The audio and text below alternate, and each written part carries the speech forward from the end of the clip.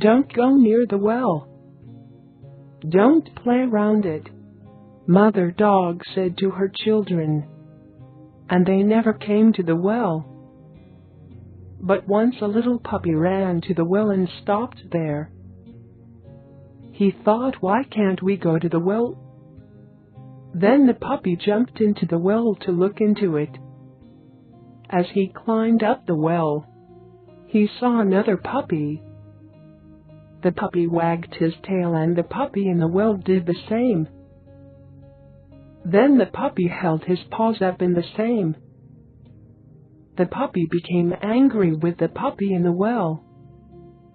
He wanted to fight with him, so he jumped into the well. But there was no puppy to fight with, but only water. He cried for help, but no one came to the well. He went down under the cold water, and nobody saw him again. Moral: always listen to what your elders say. Please subscribe to watch more videos.